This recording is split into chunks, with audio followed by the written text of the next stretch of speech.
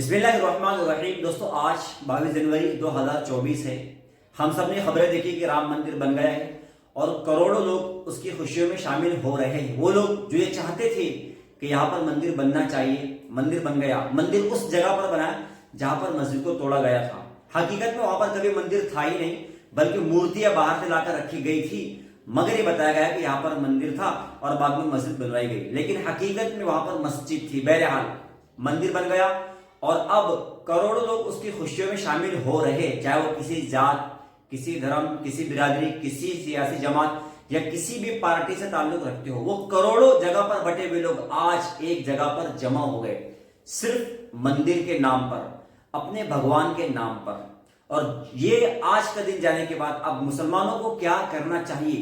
دیکھو، صبح کا بھولا اگر شام کو گھر لوٹے تو اسے بھولا نہیں کہتے۔ مطلب یہ ہے کہ اگر ہم آج بھی صحیح معنوں پر، صحیح راستوں پر عمل کرنے کی کوشش کریں تو انشاءاللہ آج یہ 22 جنوری کا دن جو ہم نے دیکھا، یہ دن ہمیں کبھی دیکھنے کو نہیں ملے گا۔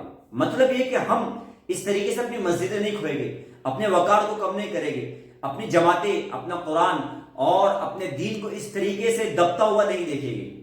ہم کو کرنا کیا ہے؟ ہم کو مسجدوں کے نام پر اب لڑنا بند کر دینا ہے، جماعتوں کے نام پر لڑنا اب ہم کو بند کر دینا ہے، بھڑکاؤ مولانا کے بیان سننا اب ہم کو بند کر دینا ہے، بھڑکاؤ جماعتیں اور تنظیموں کے نام پر اب ہم کو آپس میں ایک ساتھ جنگ کرنا بند کر دینا ہے، مسجدوں کو بانٹنا اب ہم کو بند کر دینا ہے، مسلکوں کے نام لینا اب ہم کو بند کر دینا ہے، اپنے بچوں کو مسلک واد، برادری واد، جماعت واد سکھانا یہ اب ہم کو بند کر دینا ہے۔ ہم یہ عزائم اور یہ ہمت کریں کہ اب ہم جب بھی جمع ہوگے صرف قرآن کی بنیاد پر جمع ہوگے، اللہ کے دین کی بنیاد پر جمع ہوگے، اللہ کے دین کے اسلام کے جھنڈے کو آگے رکھیں گے۔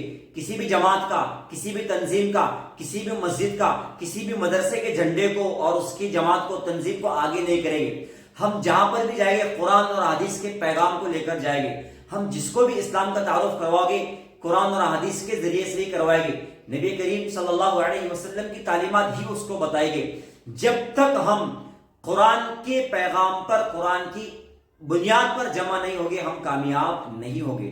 پھر چاہے آپ کتنی بھی مسجدیں بنا لو، کتنے بھی مدرسے بنا لو، کتنی بھی جماعتیں بنا لو، کتنے بھی انقلاب برپا کرنے کی کوشش کرو، لیکن وہ انقلابی کتاب جو قرآن ہمارے درمیان ہے اور جس قرآن کے ذریعے سے اللہ تبارک و تعالیٰ نے عرب میں ایسے لوگوں کو ایسی حکمرانی دی جن سے کوئی امید نہیں تھی، اور پوری دنیا میں اسلام کا بول بالا ہوا صرف اور صرف قرآن کی وجہ سے۔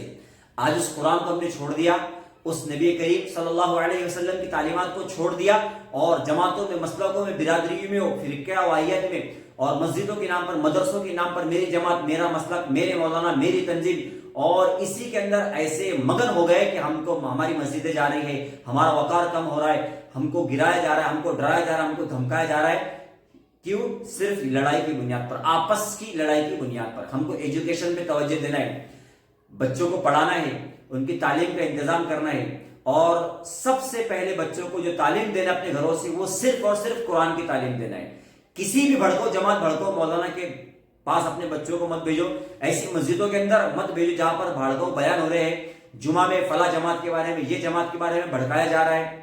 وہ ہمارے قبرستان میں دفن نہیں ہوگا، وہ ہماری مسجد میں نہیں آئے گا، اس کو ہماری مسجد میں ہم آنے نہیں دیں گے، ہم اس کی مسجد میں نہیں جانے دیں گے، ہم وہ مولانا کا بیان نہیں سنیں گے جو سچی اور اچھی باتیں بھی بتا رہا ہے۔ تو یہ ساری بےہودہ اور بے بنیاد بات ہے۔ ایسی باتوں سے ہم توبہ کریں اور آج سے عزائم کریں کہ انشاءاللہ ہم پھر اس بھارت ملک میں ایک انقلاب برپا کریں گے۔ انقلاب کیا؟